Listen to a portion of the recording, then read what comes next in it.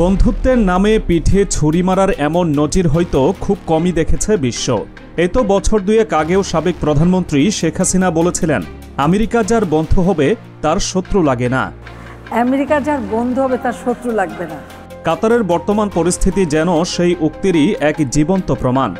যে আমেরিকাকে নিজের প্রধান মিত্র এবং রক্ষাকবচ ভেবে নিশ্চিন্ত ছিল কাতার, সেই আমেরিকারই দেওয়া সবুজ সংকেতে তাদের সার্বভৌমত্বকে পায়ে পিষে দুহার বুকে হামলা চালিয়েছে দখলদার সন্ত্রাসী রাষ্ট্র ইসরায়েল। এটা শুধু একটি হামলা নয়, এটি একটি নির্মম বার্তা। বার্তাটি হলো আমেরিকার বন্ধুত্বের ছায়াতলে থেকেও কেউ নিরাপদ নয়, যদি তাতে জায়নবাদী ইসরায়েলের স্বার্থ জড়িত থাকে। যে আমেরিকা কাতারকে তার ন্যাটো বহির্ভূত প্রধান মিত্র বলে স্বীকৃতি দেয়, সে আমেরিকার সবুজ সংকেত নিয়ে কিভাবে 15টি যুদ্ধবিমান দুহার প্রাণকেন্দ্রে হামলা চালালো। আর যদি বন্ধুর হাত ধরেই শত্রু ঘরে প্রবেশ করে, তাহলে সেই বন্ধুত্বের প্রয়োজন কি? ঘটনার কেন্দ্রবিন্দু ছিল কাতারের রাজধানী দোহা। এমন এক সময় যখন বিশ্বজুড়ে ফিলিস্তিন যুদ্ধবিরতির জন্য আকুতি চলছিল, তখন আমেরিকারই দেওয়া একটি নতুন প্রস্তাব নিয়ে আলোচনা করতে বসেছিলেন হামাসের শীর্ষ নেতারা। দোহার সুরক্ষিত কূটনৈতিক এলাকা কাটারাতে একটি আবাসিক ভবনে চলছিল সেই বৈঠক। কিন্তু শাস্তির এই আলোচনায় রক্তে দাগ লাগিয়ে দিল দখলদার ইসরায়েলি হায়েনারা। কাতারের স্থানীয় সময় ঠিক দুপুরে যখন শহর ছিল কর্মচঞ্চল, তখন লিকুতেফিয়া পেট্রোল পাম্পের পাশের ওই ভবনটিতে আছড়ে পড়ে একের পর এক বোমা। আরব সংবাদ মাধ্যমগুলোর রিপোর্ট অনুযায়ী অন্তত 10টি বোমা নিক্ষেপ করা হয় ভবনটি লক্ষ্য করে। এই কাপুরুষোচিত হামলায় প্রাণ হারান 6 জন। যদিও হামাসের শীর্ষ নেতৃত্ব অক্ষত ছিলেন, কিন্তু নিহতদের মধ্যে ছিলেন কাতারের নিজস্ব অভ্যন্তরীণ নিরাপত্তা বাহিনীর একজন সদস্য। একটি স্বাধীন দেশের মাটিতে সেই দেশেরই নিরাপত্তা কর্মীকে হত্যা করে দখলদার ইসরায়েল প্রমাণ করে দিল আন্তর্জাতিক আইন বা সার্বভৌমত্বের প্রতি তাদের কোনো শ্রদ্ধা নেই। ভয়াবহ এই হামলার দৃশ্য জেরুজালেমের অপারেশন রুমে বসে সরাসরি পর্যবেক্ষণ করছিল ইহুদিবাদী প্রধানমন্ত্রী বেনিয়ামিন নেতানিয়াহু। হামলার পরপরই দখলদার ইসরায়েলি সামরিক বাহিনী আইডিএফ এবং নেতানিয়াহুর দপ্তর নির্লজ্জের মতো এই হামলার দায় স্বীকার করে বিবৃতি দেয়। ইসরায়েলি সংবাদ মাধ্যমকে তাদের এক জ্যেষ্ঠ কর্মকর্তা জানায়, হামাস নেতা খলিল আল হাইয়া সহ অন্যদের লক্ষ্য করেই এই হামলা চালানো হয়েছে। কিন্তু এই হামলার চেয়েও ভয়াবহ সত্যটি হলো, এর পেছনে ছিল কাতারের অন্যতম বন্ধুর নীরব সম্মতি। খোদ হোয়াইট হাউসের একজন শীর্ষ কর্মকর্তা ব্রিটিশ সংবাদ মাধ্যম বিবিসিকে নাম প্রকাশ না করার শর্তে নিশ্চিত করেছেন যে তেল আবিব এই বর্বরোচিত হামলার বিষয়ে ট্রাম্প প্রশাসনকে আগে থেকেই জানিয়ে রেখেছিল। অর্থাৎ আমেরিকা সবকিছু জেনে শুনেও তার মিত্র কাতারের মাটিতে এই হামলা হতে দিয়েছে। এই ঘটনা শুধুই কোনো সামরিক অভিযান নয়, এটি ছিল বন্ধুত্বের নামে একটি পরিকল্পিত অপমান।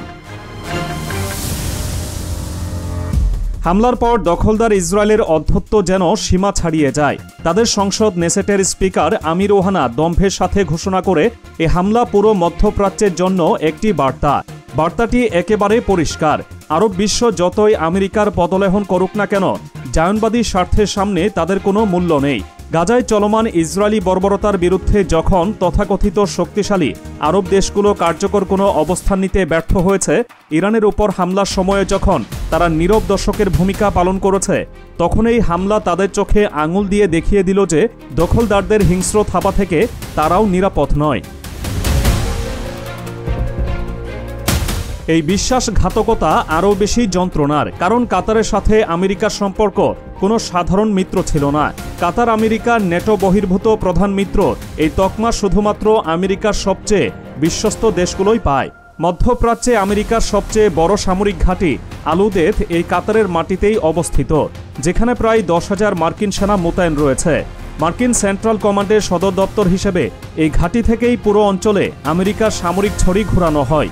কাতার আমেরিকার কাছ থেকে বিলিয়ন বিলিয়ন ডলারের সামরিক সরঞ্জাম কেনে। তেল, গ্যাস সহ বিভিন্ন খাতে দুই দেশের বাণিজ্য সম্পর্ক বিশাল।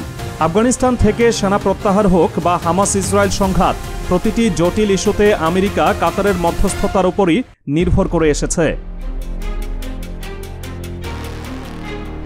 অন্যদিকে দখলদার ইসরায়েলের সাথে কাতারের সম্পর্ক ছিল জটিল। আনুষ্ঠানিক কূটনৈতিক সম্পর্ক না থাকলেও আড়ালে গোয়েন্দা পর্যায়ে তাদের যোগাযোগ ছিল।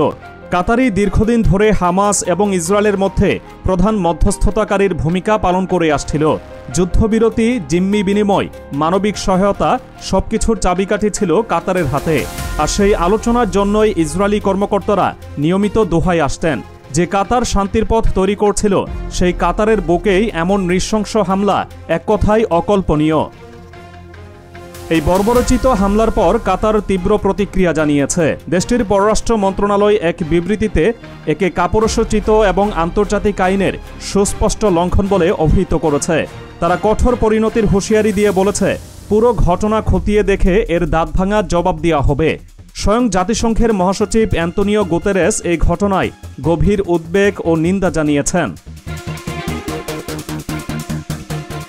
আন্তর্জাতিক অঙ্গনেও এই হামলার বিরুদ্ধে নিন্দার ঝড় ওঠে। সৌদি আরব একে অপরাধমূলক কর্মকাণ্ডের সীমা লঙ্ঘন বলে আখ্যা দিয়েছে। তুরস্ক, ইরান, পাকিস্তান, কুয়েত, ইরাক সহ মুসলিম বিশ্বের প্রতিটি কোণ থেকে প্রতিবাদের স্বর উঠেছে। এমনকি ব্রিটেন, ফ্রান্স, স্পেনের মতো পশ্চিমা দেশগুলোও এই হামলার নিন্দা জানাতে বাধ্য হয়েছে। তবে সবচেয়ে অবাক করার মতো বিষয় হলো, এই হামলার পর খোদ দখলদার ইসরায়েলের ভেতরেই নেতানিয়াহুর বিরুদ্ধে সমালোচনা শুরু হয়েছে। গাজায় জিম্মি থাকা মাতান জাঙ্গাউকারের মা আইনাত জাঙ্গাউকার এক ভিডিও বার্তায় নেতানিয়াহুকে হত্যাকারী বলে সাব্যস্ত করেছেন। তিনি অভিযোগ করেন, নেতানিয়াহু নিজের ক্ষমতা টিকিয়ে রাখতে প্রতিটি শান্তি চুক্তির সুযোগ নষ্ট করছেন এবং জিম্মিদের জীবনকে বিপদের মুখে ঠেলে দিচ্ছেন। দেশটির বিরোধী দলীয় নেতা ইয়ার লাপিদ এক্স পোস্টে লিখেছেন, ইসরায়েলের ইতিহাসে সবচেয়ে খারাপ সরকার শিক্ষা, সুরক্ষা ও বৈদেশিক সম্পর্কের ক্ষেত্রে দেশকে ভেঙে ফেলেছে। এই অভ্যন্তরীণ সমালোচনা প্রমাণ করে যুদ্ধবিরতির আলোচনার মধ্যে তৃতীয় একটি দেশে, বিশেষ করে মধ্যস্থতাকারী দেশের উপর হামলা চালানো ছিল নেতানিয়াহুর একটি আত্মঘাতী সিদ্ধান্ত। এটি শান্তি আলোচনার পথকে চিরতরে বন্ধ করে দেওয়ার একটি ষড়যন্ত্র। শেষ পর্যন্ত প্রশ্নটি সেখানেই ফিরে আসে যেখান থেকে আমরা শুরু করেছিলাম, যে আমেরিকা কাতারের নিরাপত্তা নিশ্চিত করার পরিবর্তে দখলদার ইসরায়েলকে হামলার অনুমতি দেয়, সেই আমেরিকার বন্ধু হয়ে কাতারের কি লাভ হলো? এই ঘটনা কি মধ্যপ্রাচ্যে দেশগুলোর জন্য একটি সতর্কবার্তা নয়? এটি কি প্রমাণ করে না যে আমেরিকার কাছে মিত্রতার চেয়ে জায়নবাদী এজেন্ডা বাস্তবায়ন অনেক বেশি গুরুত্বপূর্ণ? কাতারের উপর এই হামলা শুধু কয়েকটি বোমার বিস্ফোরণ নয়, এটি বিশ্বাস ও বন্ধুত্বের কফিনে ঠোকা শেষ পেরেক। এখন দেখার বিষয়, কাতার এই বিশ্বাসঘাতকতার জবাব কিভাবে দেয়।